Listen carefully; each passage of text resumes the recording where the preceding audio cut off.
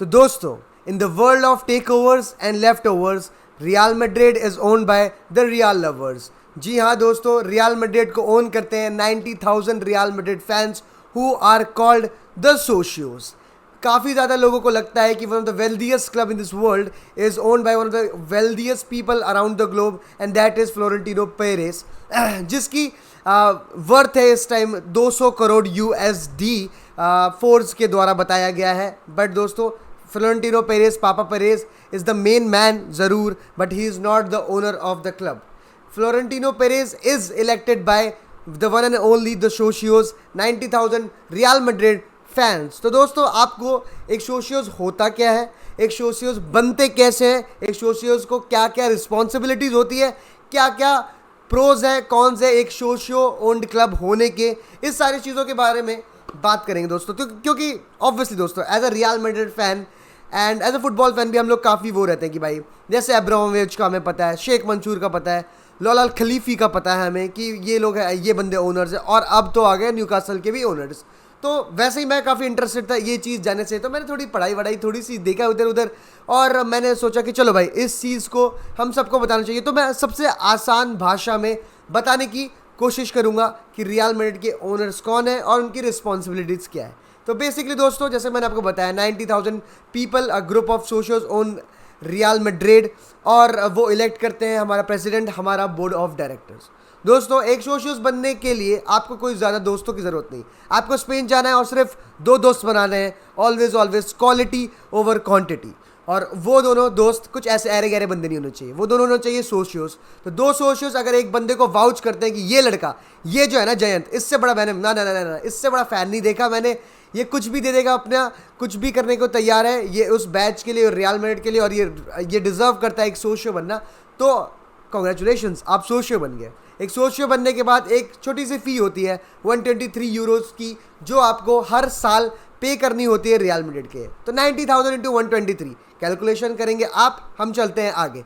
तो दोस्तों, आगे ये बात है कि अगर आप 50 साल तक सोशियो बने रहते हैं रियल मैड्रिड के, तो उसके बाद आपको 123 यूरोज़ देने की ज़रूरत बिल्कुल भी नहीं है, फुल फ्री, और आप एक इंटीग्रल पार्ट बन जाएंगे रियल मैड्रिड के, और हमेशा सोशियो रहेंगे और एक लेजेंड ऑफ द क्लब कहलाएंगे उसी के साथ साथ दोस्तों। तो दोस्तों, क्या रियल मैड्रिड ही एक सोशियो ओन्ड क्लब है ला लीगा में? नहीं, ऐसा बिल्कुल भी नहीं है दोस्तों। तो शुरू से शुरू करते हैं थोड़ा। ला लीगा में सारी टीम्स सोशियो ओन्ड थी एक टाइम तक, फिर 1990 में दोस्तों एक लॉ आया, एक स्पोर्ट्स लॉ आया, जिसने बोला कि ये जो जितने भी स्पोर्ट्स क्लब्स हैं, नॉट ओनली क्या कहते हैं फुटबॉल, वो सब के सब पब्लिक हो जाने चाहिए फॉर बेटर गवर्नेंस, और जो भी उनके जो पहले एक्शंस थे वो कंसिस्टेंटली प्रॉफिट्स नहीं दे रहे थे, तो उसके हेंस ये चीज़ लाई गई, और इस लॉ की वजह से सारी जो क्लब्स थे उनको कहा गया कि अब आपको एक लिमिटेड कंपनी बनना पड़ेगा। जैसे कि आप एथलेटिको मैड्रिड को इस टाइम पे देखते हो Marin Gil family 50% stakeholders है एथलेटिको मैड्रिड की। पर कौन कौन सी ऐसी क्लब थी जो फिर भी उसके बाद भी सोशियो क्लब बनी रही? तो 4 क्लब है, रियल मैड्रिड, बार्सिलोना, ओसासुना और एथलेटिक बिल्बाओ। दोस्तों, ये 4 टीम ही क्यों? क्योंकि उसमें एक एग्जेम्पशन थी उन क्लब्स के लिए जिन्होंने पिछले 5 साल, मतलब 1885 से लेके 1890 तक अगर 5 साल प्रॉफिट दिखाया है, तो वो लोगों को कोई एक पब्लिक कंपनी बनने की बिल्कुल ज़रूरत नहीं है, उन्हें स्टेक होल्डर्स की कोई ज़रूरत भी नहीं है, वो एक सोशियो ओन्ड क्लब रह सकते हैं। और hence Real Madrid, Barcelona, Athletic Bilbao और Osasuna are the socio owned clubs. But दोस्तों, एक सोशियो की क्या क्या जिम्मेदारी होती है? तो दोस्तों, सोशियो की जिम्मेदारी बस इतनी होती है कि वो इलेक्शन करा सकें, और वो इलेक्शन में जो है डिसाइड कर सकें कि हमारा प्रेसिडेंट कौन होगा, बोर्ड ऑफ डायरेक्टर्स कौन होंगे। उसके अलावा सॉरी टू से इन सोशियोज का और कोई काम नहीं होता है, चाहे आप साइनिंग्स में ले लो, चाहे आप इन्वेस्टमेंट ले लो, या चाहे और कुछ भी ले लो। तो दोस्तों, सोशियो ओन्ड जो क्लब होती है वो बाकी ये जो स्टेक होल्डर्स वाले जो ये कंपनीज होती है, ये कंपनी ओन्ड क्लब्स होते हैं, उनसे क्या क्या उनको कॉन्स होते हैं। तो दोस्तों, एक सोशियो ओन्ड क्लब अपने ज़रूरत पड़ने पे अपने शेयर्स बेच के बिल्कुल भी पैसे नहीं ला सकता। उन्हें बिल्कुल, उनके पास सिर्फ 3 तरीके होते हैं, 3-4 तरीके होते हैं। उनमें से एक है दोस्तों ऑब्वियसली टीवी राइट्स बेच के मैच डे के दिन वो कमा सकते हैं दोस्तों, और फिर वही आप अपनी मार्केटिंग करके आप अपने पैसे कमाएं। मैच डे से तो आप समझ गए होंगे, टिकटें और ये सब, और सेल्स वेल्स करके प्लेयर साइनिंग और ये सब प्लेयर बेच के, ये एक तरीके होता है। और तरीका होता है कि वो फंड रेजिंग भी कर सकते हैं, लेकिन जब वो फंड रेजिंग करेंगे तो मतलब अगर उसमें भी आप एफएफपी का बहुत बड़ा हाथ होता है, एफएफपी का बहुत बड़ा हाथ आता है उसमें, तो फंड रेजिंग करना इतना आसान नहीं है ऐसी क्लब्स के लिए। वेयर एज अगर एक एथलेटिको मैड्रिड जैसी क्लब है जिसमें जैसे मरीन गिल फैमिली, उन्होंने 50% स्टेक होल्डर्स हैं, तो वो अपना स्टेक बेच के मतलब पैसे लाके और वो अपने क्लब्स में लगा सकते हैं, वेयर एज रियल मैड्रिड नहीं कर सकती।